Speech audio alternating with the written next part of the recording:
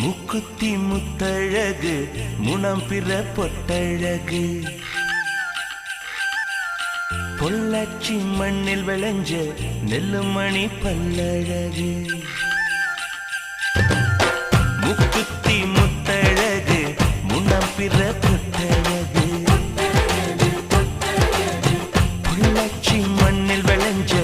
நெல்லுமணி பல்லழகு பத்து விரல்